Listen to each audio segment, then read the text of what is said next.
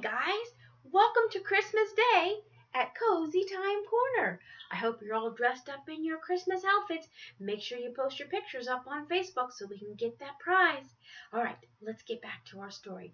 Where did we leave off? Yes, the kids had just figured out how the snake got into their bunkhouse and how the latch was unhooked, and they were about to go into the pond and explore Auntie A's forest back there to find out if they could find anything that Alice's uncle had in his diary. All right, so let's get started. Oh, and I have my fuzzy friend Tigger with me and my cozy blanket.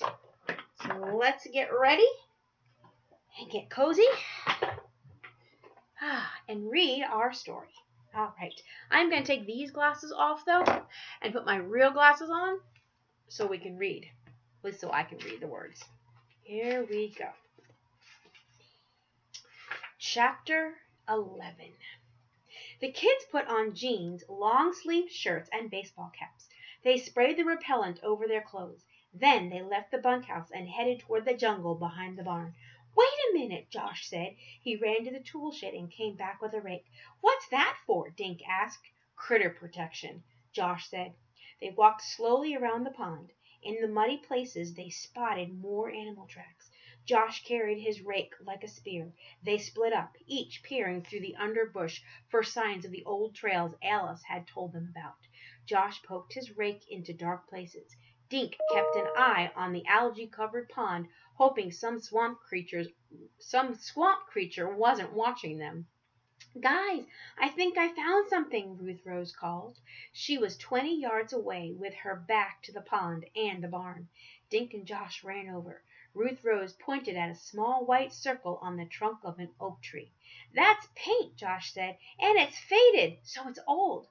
"Maybe Auntie A's husband put it there," Ruth Rose said. "Let's look for more," Dink said. The kids stepped past the tree. Josh poked his rake into the bushes. "There!" Dink said, pointing just ahead of them.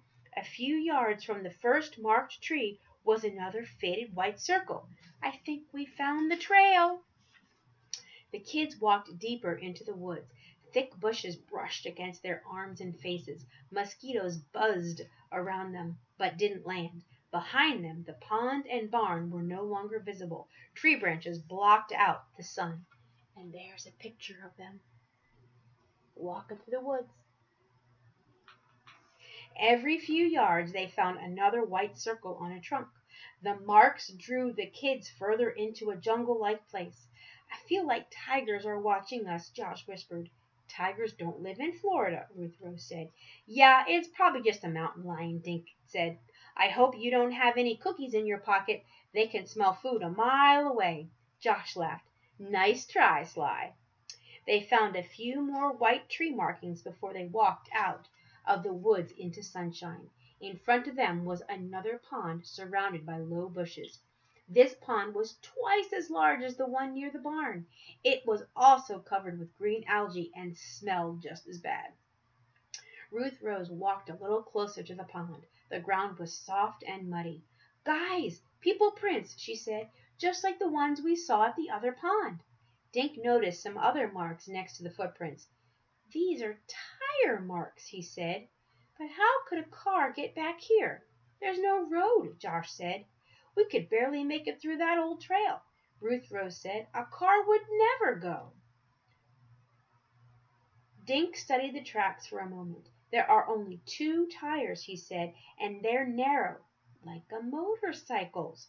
"Or a motor scooter like Hannah's," Ruth Rose added. "Still, how did it get here?" Dink wondered. He snapped a picture of the marks with his cell phone. "Let's keep looking."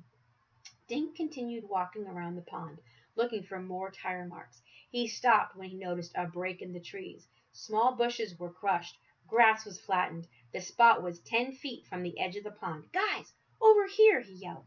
Josh and Ruth Rose ran over. Dink knelt and snapped another picture. He ran his fingers over the grooves in the dirt. "The same tires made these marks," he said. "Somebody drove something here. But why?" "To find whatever Hannah and Kenny read about in the diary, Ruth Rose said. But this is all jungle and yucky pond water. Josh plucked a purple blossom from a vine. One of these flowers was stuck in Hannah's spokes, he said, handing it to Ruth Rose. Remember, you brought it in the house. Good eye, Josh, Ruth Rose said. So Hannah was here, or at least her scooter was.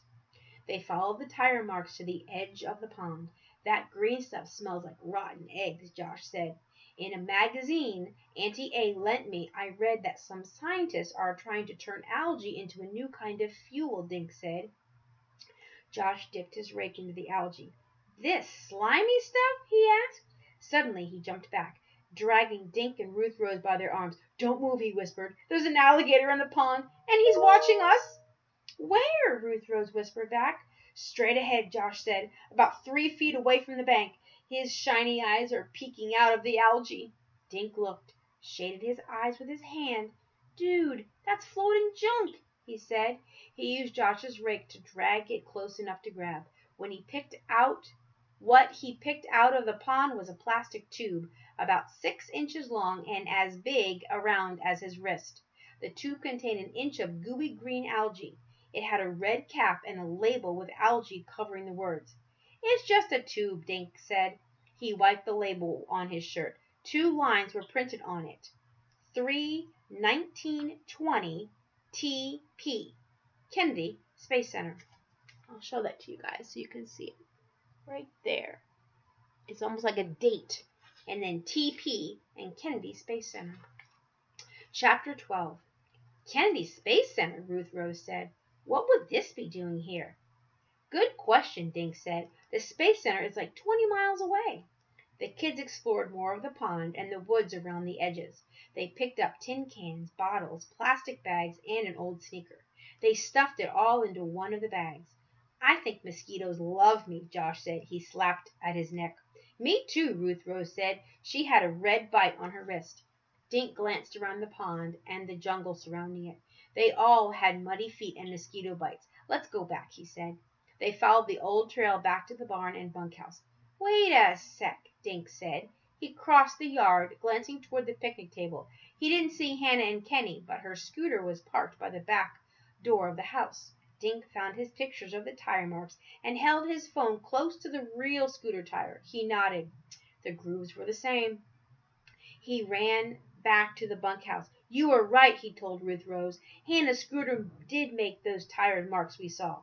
But we still don't know what she and Kenny found there, Ruth Rose said. She left the bag of litter on the ground, and they went inside. Check for snakes, you guys, Josh said. They searched the floor, the bathroom, and the blankets on their beds. No critters. Dink washed his hands and pulled his laptop from his backpack. He sat on Josh's bunk and booted up his computer. What are you doing? Josh asked. Looking to see if there's another way to get to that pond, Dink said. He found a map of their area.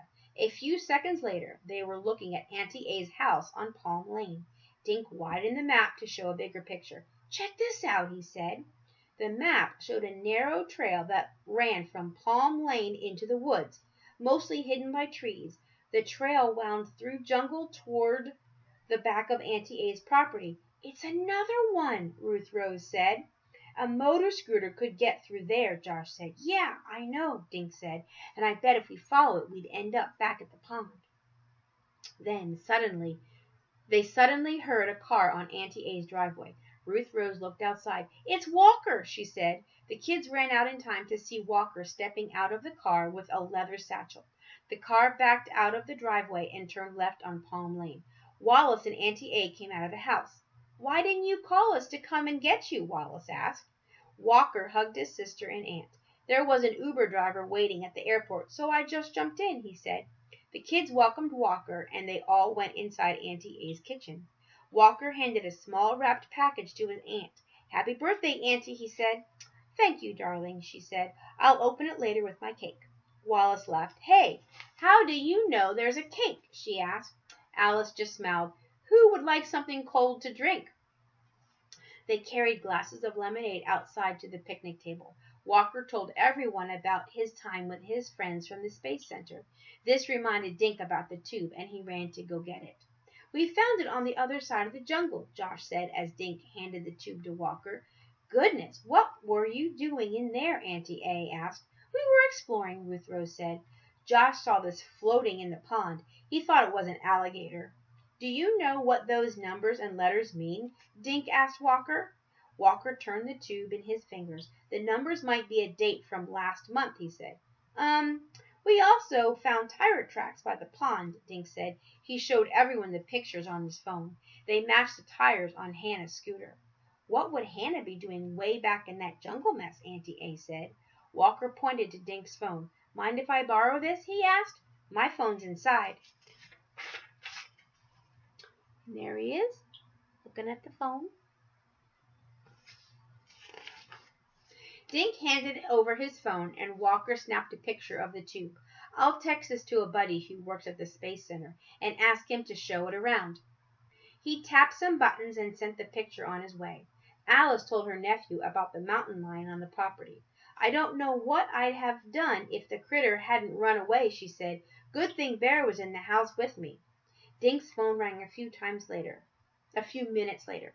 He took the call and listened. Then he said, "No, this is Dink Duncan.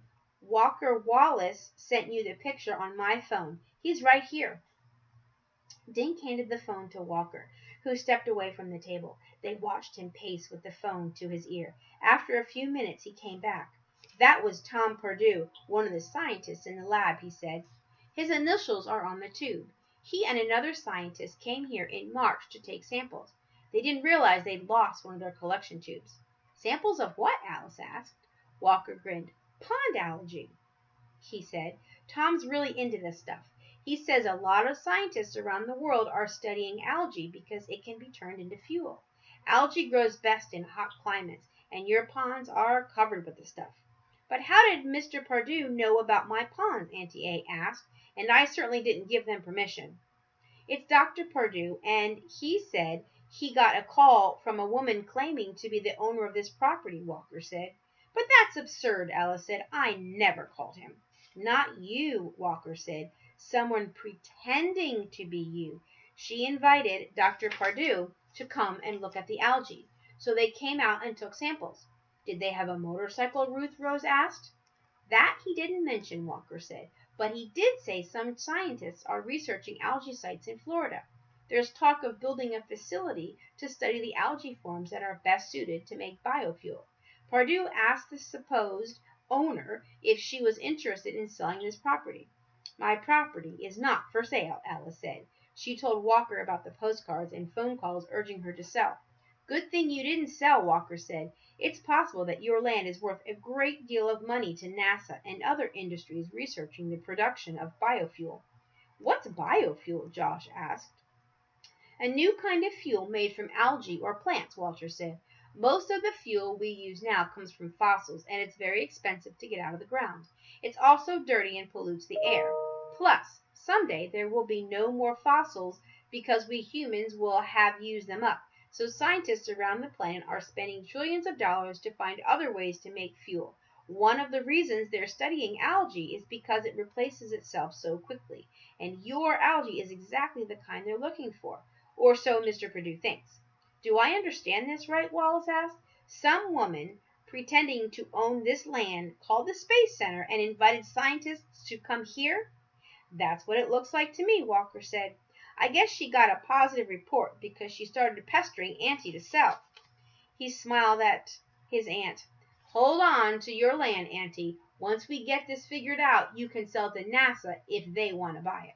Dink glanced across the table at Josh and Ruth Rose. They looked back at him, and Dink decided it was time to talk.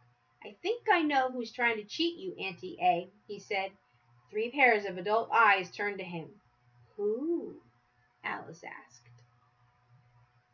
And that's it for today. All right, so when we come back tomorrow will be Wacky Wednesday. Tomorrow's Wacky Wednesday, so dress wacky. And we will finish our story and find out all of the answers to our space shuttle scam. Have a good day.